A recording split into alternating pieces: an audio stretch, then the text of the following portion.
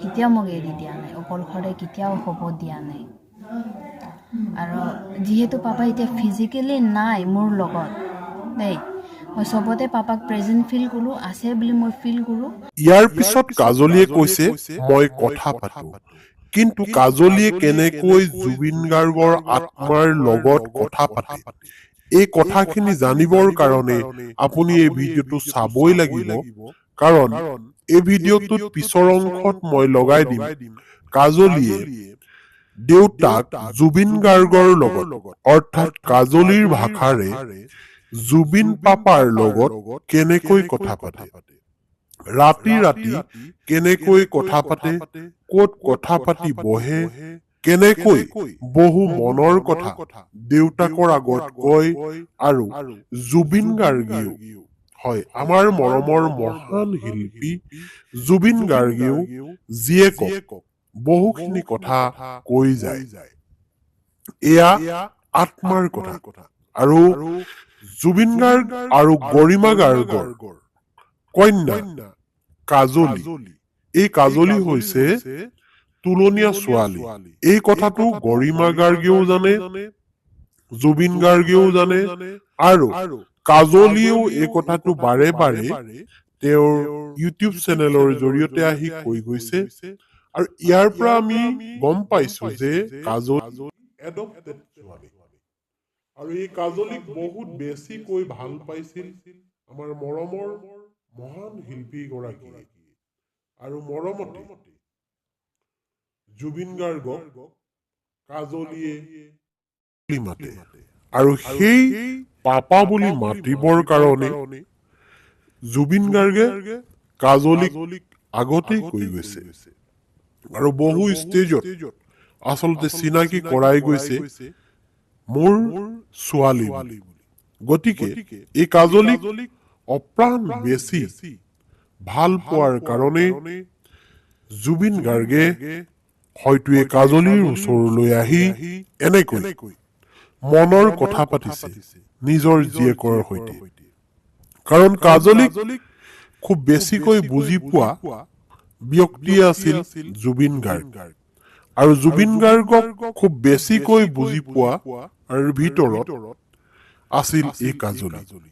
এই কাজলীয়ে এতিয়া জুবিন গাৰ্গক ৰাতি ৰাতি কথা পাতে তেখেতৰ আত্মাৰ লগত। আচৰিত যেন লাগিলেও কথাখিনি কিন্তু সত্য, আৰু ছোৱালীগৰাকীয়ে নিজ মুখেৰে কৈছে, আপোনালোকে খন্তেক পিছতে শুনিবলৈ পাব যে কাজলীয়ে দেউতাকৰ বিষয়ে কি বুলি কৈছে, কেনেকৈ ক'ত ৰাতি ৰাতি কথা পাতে, এতিয়াও পাতে, তেওঁ সেই ফিলটো কৰে।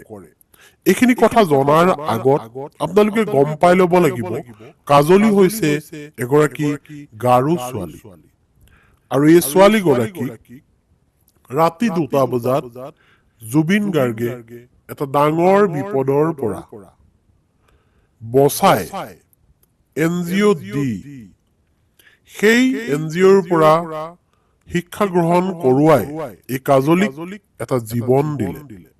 হয়তো সেই ৰাতি জুবিন গাৰ্গ দেৱে নোপোৱা হলে এই কাজলীক হয়তো আমি চিনি নাপালো হয়, বা কাজলীক আমি এনেকৈ মঞ্চত দেখিবলৈ নাপালো হয়, বা কাজলীক আজি আমি ছচিয়েল মিডিয়াটো উপলব্ধ হোৱা নেদেখিলো হয়, বা হলো হয় যদিও ইমান জনপ্ৰিয় বা আমাৰ চিনাকি নহল হয়। কিন্তু কাজলী নামটো যিমান ধুনীয়া আৰু কাজলীৰ অন্তৰখন সিমানেই ধুনীয়া। আৰু যেনেকৈ দেউতাকে গ্ৰহ দিছিল, যেনেকৈ জুবিন গাৰ্গে কাজলীক নিজৰ ভৰিত থিয় হবলৈ দেখুৱাইছিল, সেই বাটেৰেই কাজলীয়ে থিয় হৈছে, আৰু কাজলীয়ে আজিও সেই কথাখিনি অনুভৱ কৰে।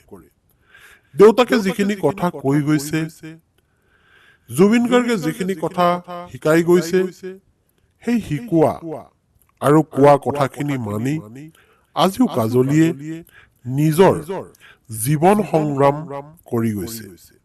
আৰু বহুতে হয়তো ভাবিছে যে কাজলী হঠাৎ ক'ৰ পৰা আহিল, হঠাৎ ক'ৰ পৰা ওলালহি, কাৰণ জুবিন গাৰ্গৰটো ল'ৰা ছোৱালী নাই।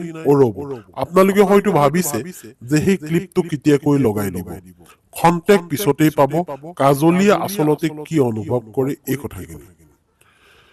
এতিয়া বহুতৰ প্ৰশ্ন যে জুবিন গাৰ্গৰ ল'ৰা ছোৱালী নথকাৰ পিছত কাজলী কেনেকৈ ওলালি। কাজলী আচলতে ওলালি, কাজলী এডপ্টেড ছোৱালী। এই কথাটো আগতেও কোৱা হৈছে, এতিয়াও কোৱা হৈছে।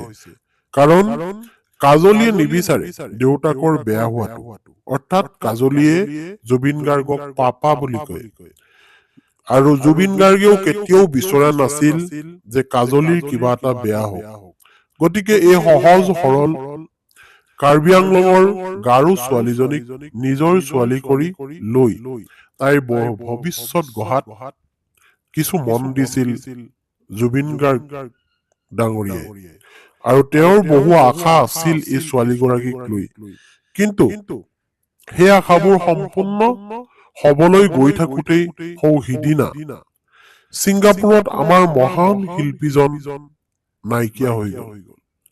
ছিংগাপুৰৰ পৰা ঘূৰি আহি এই কাজলীক জুবিন গাৰ্গে লগ কৰাৰ কথা আছিল, কিন্তু লগ কৰিব পাৰিলে জানো? ছিংগাপুৰলৈ হাঁহি মাতি জুবিন গাৰ্গে ওলাই গৈছিল, এখন চেলুনত চুলি কাটিছিল আৰু তাতো কৈছিল যে মই পৰহিলৈ ছিংগাপুৰলৈ যাম, প্ৰগ্ৰেম আছে। কিন্তু সেই যে গ'ল আৰু ঘূৰি নাহিল জুবিন গাৰ্গ। এই জীয়েকৰ কাষলৈ ঘূৰি অহাৰ কথা আছিল। ঘূৰি আহিয়ে জীয়েকৰ ভৱিষ্যতৰ কাৰণে কিছু প্লেনিং কৰিছিল। কি কি প্লেনিং কৰিছিল এইখিনি এতিয়াও উজ্জ্বল হৈ থাকিল।